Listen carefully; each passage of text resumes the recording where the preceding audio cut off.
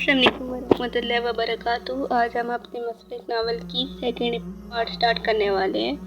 صبح کالج بس کے لیے وہ سٹاپ پہ رکھے بینچ کی طرف آئی تو زین ابھی تک ادھر ہی الجھا تھا۔ بینچ پہ بیٹھتی ہوئی اس نے سرسری سا دیکھا۔ وہ سیاہ فام لڑکی اسی طرح بیٹھی تھی، گود میں رکھی کتاب کے کناروں پر مضبوطی سے ہاتھ جمائے خاموشی سے سامنے دیکھ رہی تھی۔ وہ جمائی روکتی بیٹھ ہی گئی اور بےدلی سے بس کا انتظار کرنے لگی۔ اس نے وہی کل والا اجرک کا کرتا جینس کے اوپر پہن رکھا تھا اور بال اونچی پونی میں بندھے تھے۔ سوچ وہیں فواد کے ارد گرد گھوم رہی تھی۔ صبح وہ جلدی نکلتی تھی تب تک وہ نیچے نہیں آیا ہوتا تھا۔ اس کا کمرہ دوسری منزل پر تھا جو تھی تو غفران چچا فضا چچی کی اما جگہ، مگر وہ کنارہ والا کمرہ فواد کا پسندیدہ تھا، سو وہ اس کو عرصہ پہلے الاٹ کر دیا گیا تھا۔ فضا چچی کی 2 بیٹیاں اور ایک بیٹا حسن ہی تھا، سو وہ اب کمرہ ان کی ضرورت سے زائد تھا، اور یہ تو مخمل کے دل ہی جانتا تھا کہ وہ کمرہ تو ابا نے بنوایا ہی اس کے لیے تھا۔ مگر سیاہ فام لڑکی اسی خاموشی سے سامنے دیکھ رہی تھی۔ وہ بور ہونے لگی تو ادھر ادھر گردن گھمائی۔ سیاہ کتاب دیکھ کر کل کا واقعہ یاد آیا۔ یہ کتاب کب ملی تھی آپ کو؟ بغیر تہمیت کے اچانک سوال۔ اس لڑکی نے اعتماد سے گردن اس کی طرف موڑی۔ 2 سال پہلے یہ کس نے آپ کے لیے خصوصاً چھوڑی تھی؟ ہے کوئی؟ وہ ذرا سا مسکرائی، موٹی آنکھوں کی چمک پڑ گئی۔ آپ کو اچھا لگتا ہے وہ؟ اس نے غور سے اس چمک کو دیکھ کر کہا، بہت زیادہ۔ آپ اسے کیسے جانتی تھی؟ میرا مطلب یہ تو صدیوں پرانی کتاب ہے، بس میں جانتی ہوں۔ اور یہ کتاب یہ آپ کا ماضی، حال اور مستقبل کیسے دکھاتی ہے؟ اس میں سب لکھا ہے، گزرے واقعات اور جو میرے ساتھ پیش آنے والا ہے، اور مجھے ایسا موقع پہ کیا کرنا ہے، سب لکھا ہے۔ مخمل کا دل زور سے دھڑکا۔ وہ سیاہ فام لڑکی سے بہت عجیب بات بتا رہی تھی، جانے کیسی پراسرار بہیت بری کتاب تھی وہ۔ آپ کو اس سے کتنا فائدہ ہوتا ہے؟ جتنا تمہاری سوچ سے بھی اوپر ہے۔ پھر آپ کے تو بہت مزے ہوں گے، آپ اس کو پڑھ کر سب کچھ جان جاتی ہوں گی۔ ہاں، مگر اس میں کچھ عمل ہے، پہلے وہ فارم کرنے ہوتے ہیں، پھر ہر چیز ویسی ہوتی ہے جیسے اس میں لکھا آتا ہے۔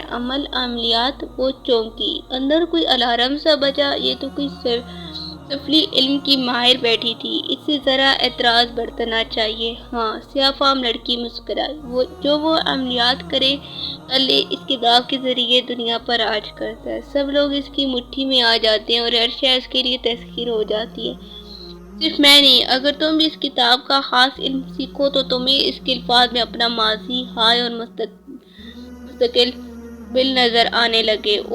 اور اس کے بعد؟ وہ سیر زدہ سی سوال کی جا رہی تھی۔ اس کے بعد تم اس کتاب کو چھوڑ نہیں سکتی، تمہیں اپنی زندگی اس سے باندھ کر گزارنی ہوگی۔ اگر میں اسے چھوڑ دوں تو تم تباہ ہو جاؤ گی، تمہاری ہر چیز، ہر محبت، سب تباہ ہو جائے گا۔ اس کو لے کر تم چھوڑ نہیں سکتی، یہ سب اتنا آسان نہیں ہے۔ مخمل گھبرا کر اٹھ کھڑی ہوئی۔ میری بس؟ اسی پل بس قریب آتی نظر آئی، وہ دوڑ کر بس کی طرف جانے لگی۔ تم ایک دن ضرور آؤ گی میرے پاس، سیاہ فام لڑکی مسکرائی تھی۔ تم ایک دن ضرور گڑ گڑا کر یہ کتاب مانگنے آؤ گی۔ میں جانتی ہوں تم لوگوں کی ستائی ہوئی ہو، تمہارا دل زخمی اور ہاتھ خالی ہے، اور جس دن یہ دل پوری طرح ٹوٹ جائے گا میں تمہیں یہ کتاب دے دوں گی۔ جو تمہاری بس آ گئی ہے۔ وہ خوفزدہ سی بس کی طرف لپکی تھی۔ آج راڈ پکڑ کر اندر چڑھتے اسے پیچھے دیکھنے کی ہمت نہیں ہوئی تھی۔ شام کو اس نے بہت محنت سے چاکلیٹ سوفل بنایا، اور جب وہ خوب ٹھنڈا ہو گیا تو ٹرے میں سجا کر اوپر سیڑھیاں چڑھنے لگی۔ ابھی دوسری سیڑھی پر ہی تھی کہ آرزو نیچے آتی دکھائی دی۔ یہ کس لیے ہے؟ وہ ماتھے پہ بال ڈالے لمحے بھر کو رکی۔ فادی کے لیے ہے جی، انہوں نے کل کہا تو تھا، میرے پاس کل ٹائم کہاں تھا؟ آج بھی کسی کو یاد نہ آیا تو بنا ہی دیا۔ اس نے بے نیازی سے شانے جھٹکے۔ وہ دوسری سیڑھی پر ٹرے اٹھائے کھڑی منتظر تھی کہ آرزو نیچے اترے اور وہ اوپر جا سکے۔ اور ڈنر کی تیاری کر لی تم نے؟ آرزو زینے سے اتر کر اس کے بالکل سامنے آ کھڑی ہوئی۔ اماں بنا رہی ہیں۔ قورمہ بنا لیے ہے؟ مامی نے کہا بھی تھا، تم نے چیک کیا؟ آپ سیدھا کہہ دیں کہ میں چلی جاؤں اور آپ کی ٹرے فؤاد بھائی کو دے کر اپنا نمبر بنا لیں تو لیں پکڑیں۔ اس نے ٹرے زور سے تھمائی۔ مجھے اور بھی کام کرنے ہیں۔ کھٹ کھٹ سیڑھیاں اتر کر کچن کی طرف چلی گئی۔ بدتمیز، وہ بڑبڑائی، مگر مخمل کو معلوم تھا کہ اس کی بلند آواز فواد سن چکا ہوگا، اور اب آرزو جو چاہے کر لے۔ وہ جانتا تھا کہ کام کس نے کیا، نمبر کون بنانا چاہ رہا تھا، اور پھر یہی ہوا۔ رات کھانے پر جب مسرت نے چاکلیٹ سوفل لا کر رکھا تو فواد نے سب سے پہلے ڈالا، یہ تم نے بنایا ہے مخمل؟ جی، وہ سادگی سے بولی۔ آرزو نے ناگواری سے پہلو بدلا۔ بہت ٹیسٹی ہے، تم ہی روز میٹھا کیوں نہیں بناتی؟ اتنی فارغ نہیں ہوں میں، 100 کام ہوتے ہیں مجھے، ایگزام ہو رہے ہیں میرے، دل کرے گا تو بنا دیا کروں گی، ورنہ سب جانتے ہیں مخمل سے یہ جی حضوریاں نہیں ہوتی۔ اماں ایک پھلکا مجھے اٹھا دے۔ وہ مصروف سی اماں کے ہاتھ سے پھلکا لینے لگی، جیسے اسے فواد کے تصورات کی پرواہ ہی نہ ہو۔ وہ تحیر سر ہلا کر سوفل کھانے لگا، مگر بار بار نگاہ بھٹک کر اس کی مومی چہرے پہ جا ٹکتی تھی، جو بہت مگن سی ابھی تک کھانا ہی کھا رہی تھی۔ سوفل کا اس نے ہاتھ بھی نہیں لگایا تھا۔ وہ کچن میں کھڑی سنک کے سامنے دوپہر کے چھوٹے برتن دھو رہی تھی، جب سامنے بڑی سی کھڑکی کے پار آسمان پر سرمائی بادل اکٹھے ہونے لگے۔ وہ ابھی تک اسپنج پلیٹوں پر مارتے ہوئے سیاہ فام لڑکی کے متعلق سوچے جا رہی تھی، جس سے وہ گزشتہ دنوں سے اعتراض برت رہی تھی۔ عین بس کے ٹائم پر سٹاپ پہ جاتی اور بینچ پہ بیٹھنے کے بجائے ذرا فاصلے پر کھڑی ہو جاتی۔ نہ تو داستان اس لڑکی کو دیکھتی ہی، نہ ہی قریب جاتی۔ معلوم نہیں کیوں اسے اس سے اور اس کی سیاہ جلد والی کتاب سے خوف محسوس ہونے لگا تھا۔ بادل ذرا سے گرجے تو وہ چونکی، نکیلو سنہری شام پر ذرا سی دیر میں چھائے ہو گئی، بجلی چمکی اور یکا یک موٹی موٹی بوندیں گرنے لگی۔ مخمل نے جلدی جلدی آخری برتن دھو کر ایک میں سجائے، ہاتھ دھوئے اور بے لان کی طرف آگئی۔ بارش دیکھ کر اس قدر یوں ہی مچل جایا کرتا تھا۔ مخمل جاؤ مسرت سے کہو، بلکہ تائی مہتاب جو برآمد میں کرسی پہ بیٹھی لڑکیوں سے گپ شپ میں مصروف تھی، اسے آتا دیکھ کر حکم سٹ کرتے کرتے رکی۔ اس کے چہرے پہ بارش میں کھلنے کا شوق کم تھا۔ تائی نے لمحے بھر کو سوچا اور پھر حکم میں ترہیم کر دی، بلکہ جو پکوڑے بنا کر لاؤ، ساتھ میں دھنیا کی چٹنی بھی ہو، اور معاذ کے لیے آلو کے چپس فرائی کر لو۔ اس کے چہرے پر پھیلا اشتیاق پھیکا پڑ گیا۔ اس نے قدرت بے بسی سے ان کو دیکھا۔ مگر تائی ابھی کیسے؟ وہ بارش بعد میں کر دوں گی، وہ منمنائی۔ ہاں تو بارش کے لیے تو کہہ رہی ہوں نا، جو شاباش جلدی کرو۔ او ندا، یہ سوٹ پھر تمہیں کتنے کا پڑا تھا؟ وہ ندا کے دوپٹے کو انگلیوں میں مسل کر ستائشی انداز میں پوچھ رہی تھی۔ صرف 1500 کا تائی، میں کل ہی آپ کو لے چلتی ہوں، وہاں بہت اچھے پرنٹس آئی ہوئی ہیں، آپ کا کمیونیکیشن تو ویسے بھی بہت فیئر ہے، آپ کی ہر رنگ ہی کھل جاتا ہے۔ وہ آپس میں مصروف ہو گئی تھی۔ مخمل پیر پٹاختی اندر آئے، آلو چھیل کر کاٹے، بیسن گھول کر رکھا تو تب تائی مہتاب نے آواز لائی، مکس پکوڑے بنانا، فواد کو پیازوں والی پکوڑے بہت پسند ہے۔ بھاڑ میں گئی اس کی پسند۔ اس نے زور سے چھری سلیب پہ پٹاخی، آلو پتلوں میں کاٹے کہ اب پھر ان سے چھوٹا کرنا پڑے گا، مرچ اور پیاز بھی کاٹنے پڑیں گے۔ شدت بے بسی سے اس کی آنکھوں میں آنسو آ گئے تھے۔ آج اماں بیمار تھی، صبح سے بخار تھا، اگر وہ نہ کرتی تو مسرت کو بیماری میں اٹھ کر کرنا پڑتا، وہ نہ بھی نہیں کر سکتی تھی۔ پیاز کاٹتی ہوئی اس کی آنکھوں سے آنسو نکلتے گالوں پر پھسل رہے تھے۔ تب بھی فواد ماں کو پکارتا کچن کے کھلے دروازے پہ ٹک کر رکا۔ کھلی جینس پر لمبا کرتا اور گردن کے گرد مفرل کی طرح دوپٹہ لپیٹے، بھوری اونچی ٹیل پونی باندھے وہ سر جھکائے کھڑی کٹنگ بورڈ پر ٹھک ٹھک پیاز کاٹ رہی تھی۔ آنسو گالوں پر چمک رہے تھے۔ مخمل وہ بے چین سا قریب چلا آیا۔ کیا ہوا؟ تم رو کیوں رہی ہو؟ میری مرضی، آپ لوگوں کو کیا؟ آپ لوگوں کو تو بس اپنے کھانوں سے غرض ہوتی ہے۔ فواد کے دل میں جگہ بنانے کے سارے ارادے بھلا کر وہ ترخ کر بولی، پھر بھی کس نے کچھ کہا ہے؟ یہاں کہتا کوئی نہیں ہے، سب حکم سرد کرتے ہیں۔ اس نے چھری والے ہاتھ کی پوچھ سے گال صاف کیا، اور مجھ سے ابھی کوئی بات نہ کرے، میں بہت غصے میں ہوں، یا تو چھری مار دوں گی یا پکوڑوں میں زہر ملا دوں گی۔ اچھا؟ وہ پتہ نہیں کیوں ہنس دیا تھا۔ وہ رک کر اسے دیکھنے لگی۔ آپ کیوں ہنسے؟ کچھ نہیں، خیر بناؤ پکوڑے اور مکس والے بنانا۔ وہ اپنی پسند بتا کر لمبے لمبے ڈھک بھرتا باہر نکل گیا۔ اس کے آنسو پھر سے بہنے لگے۔ جانے کس بھولے پن میں وہ سوچ بیٹھی تھی، اگر وہ اس کی مٹھی میں آ گیا تو؟ اس نے نفی میں سر جھٹکا۔ وہ سب ایک جیسے تھے، بے حس، خود غرض، مطلبی، اور جب تک پکوڑے بنے بارش ہلکی ہو چکی تھی اور سب لڑکے لڑکیاں برآمد میں بیٹھے 2 منٹ میں ہی پکوڑے چٹ کر گئے تھے، اور اب حسن سب کو لانگ ڈرائیو پر لے جانے کا پلان بنا رہا تھا۔ تم لوگ بھی کیا یاد کرو گے؟ اس سخی سے پالا پڑا تھا۔ وہ ٹانگ پہ ٹانگ رکھے بیٹھا فرضی کالر جھاڑ کر کہہ رہا تھا، حسن فضا چچی کا بیٹا اور ندا اور سائمہ کا بھائی تھا۔ شکل میں ندا سے مشابہ تھا، بڑی بڑی پرکشش آنکھیں اور سانولی رنگت، البتہ عادتوں میں وہ قدرت مختلف تھا۔ اس نے فضا کی میٹھی زبان تو مستعار لی تھی، مگر کڑوا دل نہیں لیا تھا۔ وہ گھر کا واحد فرد تھا جو دل کا بھی اچھا تھا، نرم گو، صاف دل اور ہینڈسم۔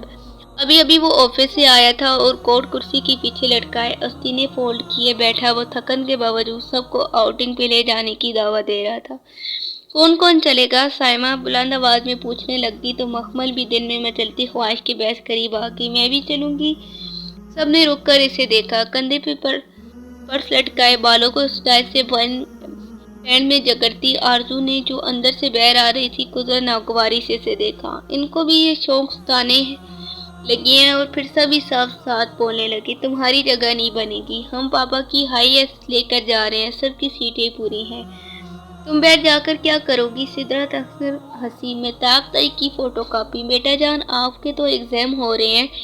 سدرت چچی بہت فکر مندی اور پیار سے اسے دیکھ رہی تھی۔ خوب دل لگا کر پڑھو، آپ نے بہت اچھے مارکس لینے ہیں، جاؤ شاباش، کورس کم سے کم 2 دفعہ ضرور ریویو کرنا، ابھی شروع کرو گی تو رات تک پورا ہوگا۔ تائی مہتاب نے فضا چچی کی بات ختم ہونے کا انتظار کیا اور پھر تیزی سے بولی، ہاں تم نے بیٹھ کیا کرنا ہے؟ رات کا کھانا کون بنائے گا؟ ماں الگ ڈرامے کر کے بستر پر پڑی ہے، کوئی پوچھنے والا ہے ان کو؟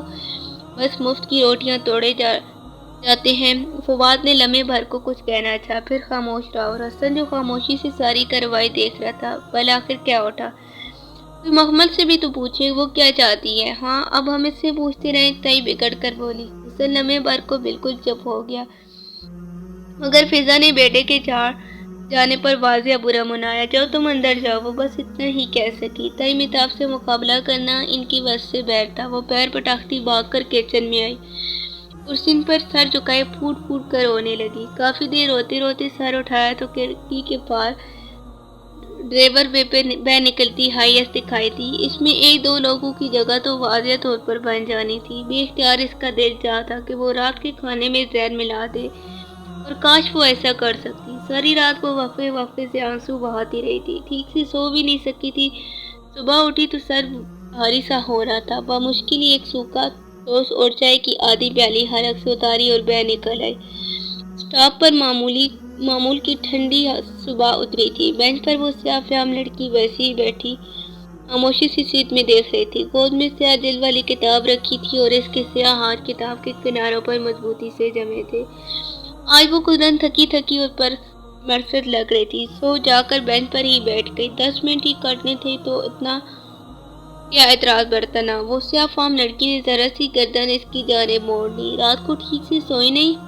بس ایسے ہی۔ وہ دوسری جانب دیکھنے لگی، سامنے سڑک خالی تھی، دوسری طرف اکا دکا لوگ بس کے منتظر ٹہل رہے تھے۔ لوگوں کی ستائی ہوئی ہو، اس نے چونک کر اسے دیکھا۔ آپ کیسے کہہ سکتی ہیں؟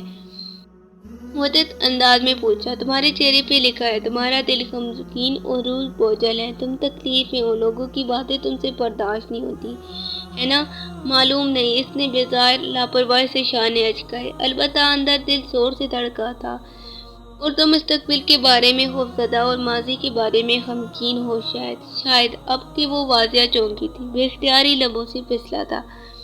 تم اپنا مستقبل اور اپنی تمام پریشانیوں کا حل جاننا چاہتی ہو، کچھ ایسا ہو جس سے یہ تمہیں تنگ کرنے والے لوگ تمہارے آگے پیچھے پھرنے لگے، تمہارا محبوب تمہارے قدموں میں آ گرے، مال دولت تم پر نچھاور ہو جائے، تم سب کو اپنی مٹھی میں کر کے دنیا پہ راج کرو، کیا تم یہی نہیں چاہتی؟ ہاں۔ مخمل نے بے بسی سے اسے دیکھا، اس کا دل موم کی طرح پگھل رہا تھا۔ وہ سیاہ فام لڑکی اس کی تڑپتی رگ کو اپنے ہاتھ میں لے رہی تھی۔ میں یہی چاہتی ہوں، اور اگر میں تمہیں ایسا کچھ دوں تو؟ کیا یہ کتاب؟ اس نے جھجکتی ہوئی پوچھا۔ اسے لگ رہا تھا وہ زیادہ دیر تک ریسٹ نہیں کر پائے گی۔ ہاں، اگر تم یہ کر لو گی تو سب کچھ تمہاری مٹھی میں آ جائے گا، سب کچھ۔ مخمل متعجب سی لب کچلنے لگی۔ اس لڑکے کی باتیں بہت پرفریب، بہت پرکشش تھی، اسے لگا وہ جلدی پھسل پڑے گی، بہک جائے گی۔ کیا یہ سب اتنا آسان ہے؟ شاید نہیں، تمہیں اس کتاب کے عمل کرنے میں بہت مشقت لگے گی، مگر ایک دفعہ سیکھ جاؤ گی تو سب آسان ہو جائے گا، زندگی سہل ہو جائے گی، اور پھر جن کے لیے تم روتی ہو نا، وہ تمہارے لیے روئیں گے، وہ تمہارے پیچھے آئیں گے۔ بس کا تیز حیران اسے ماحول میں واپس لایا، وہ چونکی اور بیگ کا اسٹرپ کندھے پہ ڈالے اٹھ کھڑی ہوئی۔ 10 منٹ ختم ہو چکے تھے، میری بس، جاؤ۔ سیاہ فام لڑکی مسکرا دی، وہ تیز تیز قدموں سے چلتی بس کی جانب بڑھ گئی۔ دل ابھی تک زور زور سے دھک دھک کر رہا تھا، محبوب قدموں میں، لوگ مٹھی میں، دولت نچھاور اور دنیا پہ راج۔ کیا یہ سب ممکن تھا؟ وہ اس کے کہے گئے الفاظ پہ زیادہ راستہ غور کرتی رہی تھی، لیکن پھر بار بار خود کو جھڑک دیتی۔ یہ کالے علم، سفلی علم، جادو ٹونے، چیلے وغیرہ برے کام تھے، اسے ان میں نہیں پڑھنا چاہیے تھا، اسے ایسا سوچنا بھی نہیں چاہیے۔ کالج کے دروازے پہ اترتے ہوئے اس نے فیصلہ کر لیا تھا کہ وہ آئندہ اس سے افام لڑکی کے قریب بھی نہیں جائے گی، بینچ پہ بیٹھے گی، نہ ہی اس سے بات کرے گی۔ اسے ڈر تھا اگر ایک دفعہ پھر اس نے اس کی آفر سن لی تو شاید وہ اسے قبول کر کسی ایسے گمنام راستے پہ نکل پڑے گی جہاں سے واپسی کا سفر ناممکن ہو۔ اس روز سدرا کے رشتے کے سلسلے میں کچھ لوگ آ رہے تھے۔ یہ خبر مسرت سے تب تھی جب وہ گھر بھر کی صفائیاں اور لڑکیوں کی پھر تیاریاں دیکھ کر حیران سی ماں کی طرف آئی تھی، ورنہ پہلے تو جب بھی سہ پیر میں لاؤنج کا دروازہ آہستہ سے کھول کر آتی تو گھر میں سناٹا اور ویرانی چھائی ہوتی تھی، اور آج لمبی سی سائمہ بانس کے جھاڑو سے چھت کے جالے صاف کر رہی تھی۔ سدرا ڈرائنگ روم کی ڈیکوریشن کو اذن و ترتیب دے رہی تھی، ندا ماں کے سر پہ کھڑی لاؤن کی صفائی ستھرائی میں مشغول تھی، تو میرین اور مہتاب تائی سے سر ہلاتے کوئی حدیث سنا رہی تھی۔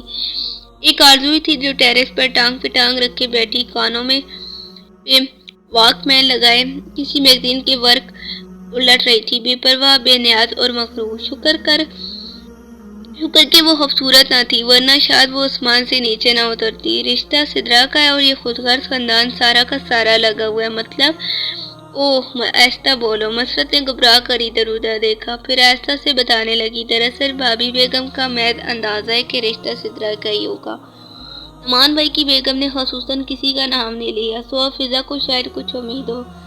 نعمان بھائی کی بیگم کون؟ تمہارے ابا کی دور کی رشتہ دار ہے، ان کا بیٹا فرقان ایرو ٹیکنیکل انجینئر ہے، بہت اچھا گھرانہ ہے، اور ایک ہی بیٹی ہے، شادی شدہ، آسٹریلیا میں رہتی ہے۔ بیگم نعمان نے کسی کے ذریعے کہلوایا ہے، اور یہ ساری لڑکیاں اس امید پہ لگی ہوئی ہیں کہ شاید وہ ان کا رشتہ مانگ لے۔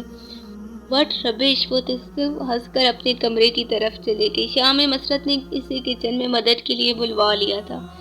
اچار، گوشت، بریانی، سیخ کباب، فرائیڈ مچھلی اور کتنا کچھ کریں گی آپ؟ وہ برتنوں کے ڈھکن اٹھا اٹھا کر جھانکتی ہوئی پوچھ رہی تھی۔ یہ سب تو تیار ہے، تو میٹھے میں 2 چیزیں اور ایشین سیلاد بنا دو، اور چائے کے ساتھ اسکنگ بھی۔ چائے بھی اور کھانا بھی؟ کمر پر ہاتھ رکھے حیرت سے بولی، اتنا کچھ کس لیے؟ کیا اتنا رشتوں کا کال تھا سدرا باجی کے لیے؟ او، آہستہ بولو، میں کسی سے ڈرتی تھوڑی ہوں، ابھی جا کر منہ پہ بھی کہہ سکتی ہوں، تمہارے اس کہنے پہ باتیں تو مجھے سننی پڑتی ہیں مخمل۔ وہ تھکن سی آزودہ سی بولی تو وہ خاموش سی ہوگی، پھر دوپٹے کی گرہ کس کے کام میں جت گئی۔ چائے کی ٹرالی اس نے بہت اعتماد اور محنت سے سجائی تھی۔ اس وقت بھی وہ بنچوں کے بل بیٹھی ٹرالی کے نچلے حصے میں پلیٹ سیٹ کر رہی تھی جب مہتاب تائی کچھ کہتی ہوئی کچن میں داخل ہوئی۔ سدرا ان کی پیچھے تھی۔ سب تیار ہے جی؟ اس نے بیٹھے بیٹھے گردن اٹھائی۔ مہتاب تائی قدرت حجالت میں نظر آ رہی تھی۔ ٹھیک ہے سدرا، تم یہ لے جاؤ، اور مٹھائی کدھر ہے؟ میرا خیال ہے چائے کے بعد بات پکی کر دیتے ہیں، مٹھائی تب تک سیٹ کر لینا۔ وہ تو رشتہ مانگنے آئی ہیں تائی، بات اتنی جلدی پکی کر دیں گی؟ وہ حیران سی ہاتھ چاٹتی کھڑی ہوئی۔ تائی بھی کسی اور موڈ میں تھی، سو بتانے لگی، ہاں تو اب مزید کیا انتظار؟ لڑکا اتنا اچھا اور خوش شکل ہے، پھر ہمارے پاس کوئی کمی تھوڑی ہے، منگنی آرام سے مہینے 2 مہینے تک کریں گے، اور شادی 1.5 سال تک۔ ایسی دھوم دھام سے شادی کروں گی سدرا کی زمانہ دیکھے گا۔ ان کے انداز سے تکبر کی بو آتی تھی۔ ایک لمحے کو مخمل کا دل چاہا، نفیس سی وہ خاتون جو ڈرائنگ روم میں بیٹھی ہیں، وہ نہ سدرا کو ناپسند کر کے چلی گئیں، اور تائی صدمے سے بیمار ہی پڑ گئے۔ آخر خود بھی حسب لوگ کیسے اچھے لگتے ہیں، مگر شاید ادھر تو سارے پلان ہی بن چکے تھے۔ سدرا نازک ہیل کی ٹک ٹک کرتی ٹرالی دھکیلتی لے گئی، اور وہ خالی کچن میں خاموشی سی کرسی پہ بیٹھ گئی۔ مسرت بھی مہمانوں کے پاس تھی، جانے کیسے تائی کو ان کے فرد ہونے کا خیال آیا تھا اور ان کو وہیں بٹھا لیا تھا۔ Tissue مخمل، tissue! نائمہ چاچی نے زور کی آواز لگائی تو وہ تیزی سے اٹھی۔ ٹیشو رکھنا بھول گئی تھی؟ If if! وہ ٹیشو کا ڈبہ اٹھا کر بھاگی۔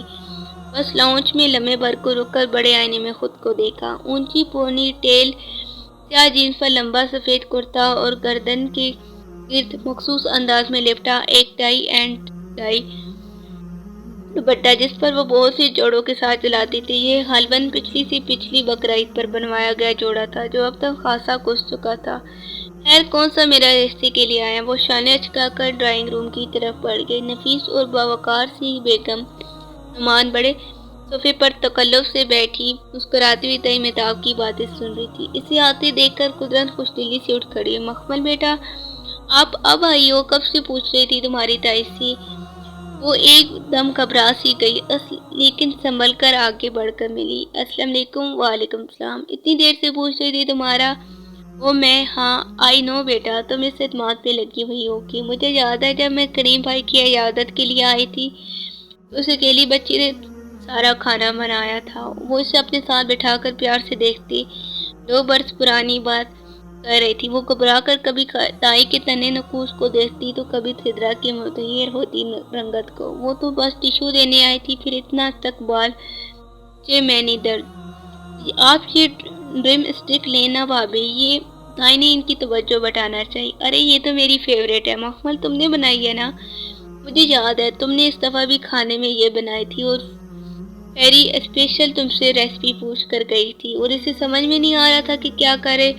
بے بسی بیچارگی سے وہ مشکل سر ہلا رہی تھی ادھر تائی مہتاب اب پریشان ہو رہی تھی۔ یہی تو ہمیشہ سے ہوتا چلا آ رہا تھا، سدرا کے رشتے کے لیے آنے والی ہر مہمان کو وہ مخمل اور مسرت کی بنائی گئی چیزیں یہ میری سدرا نے بنائی ہے کہہ کر پیش کرتی تھی، مگر جانے کا وہ خاتون ان کے گھر کی ساری سنگن لے گئی تھی۔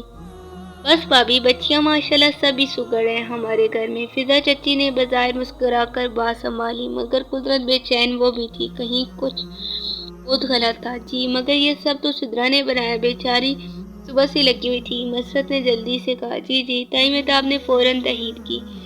Very good Sidra. بیگم نعمان اب باکس پیٹر لے رہی تھی۔ یہ بکس پیٹر تو بہت اچھی بنائی ہے سدرا، اس کی فلپنگ میں کیا کیا ڈالا ہے؟ اور سدرا کے تو فرشتوں کو بھی علم نہیں تھا کہ بکس پیٹر میں ڈالتے کیا کیا ہے۔ وہ ایک دم کنفیوز سی ہو کر ماں کی شکل دیکھنے لگی۔ دراصل میں کوکنگ کا بہت شوق رکھتی ہوں اور میرے بچوں کا ٹیسٹ بھی بہت اعلیٰ ہے۔ نعمان صاحب خود منفرد اور اچھے کھانوں کے رسی ہیں، اس لیے ہمیشہ کہتے ہیں کہ بہو ڈھونڈنا تو اس کے ہاتھ کا ذائقہ چکھ کر ہی رشتہ مانگنا۔ ویسے تو آپ کی ساری بچیاں ہی ماشاءاللہ بہت خوبصورت اور سلیقہ مند ہیں، مگر مخمل تو مجھے خاص طور پر عزیز ہے۔ سعدیہ آپ نے ذکر تو کیا ہوگا میں کس خاص مقصد کے لیے آ رہی ہوں، تو اب لمبی چوڑی کیا تہمیت باندھوں۔ مہتاب آپا فرقان تو آپ کا دیکھا بھلا ہے، اللہ کا شکر ہے اس نے ہر طرح سے نوازا ہے۔ میں بس مخمل کے لیے آپ لوگوں کے پاس سوال کرنے آئی ہوں، اگر ہو سکے تو اسے میری بیٹی بنا دیں۔ اور مہتاب تائی نے اسے مزید سننا دشوار ہو رہا تھا۔ مخمل تم اندر جاؤ۔ انہوں نے خود کو بامشکل نرمہ رکھتے اشارہ کیا تو وہ جو ہکا دکا بیٹھی سن رہی تھی تیزی سے باہر نکل گئی۔ پیچھے کیا باتیں ہوئی، کس نے کیا کہا، کب ان خاتون کو کھانا کھلائے بغیر رخصت کر دیا گیا اور تائی کے بند کمرے میں سارے بڑوں کی کیا گفتگو ہوئی، وہ ہر شے سے دور اپنے کمرے میں کان لپیٹے پڑی رہی۔ اس کا دل کچھ بھی کرنے کا نہیں چاہ رہا تھا۔ عجیب سی کیفیت تھی، جیسے بند خار میں روشنی اور ہوا کا کوئی روزان کھل گیا ہو۔ بے کیف اور پھیکی پھیکی زندگی میں ایک دم ہی بہت خوشگوار اور سبز موڑ آیا تھا۔ امیدیں پھر سے زندہ ہو گئی تھی اور اسے لگ رہا تھا کہ ایک نئی زندگی بائیں پھیلائے اس کا استقبال میں کھڑی ہے۔ ایرو ٹیکنیکل انجینئر، خوش شکل فرقان، ماں باپ کا اکلوتا بیٹا، اچھے کھانوں کا شوقین، اس کے علاوہ اپنے آپ ہی مسکرانے لگے تھے۔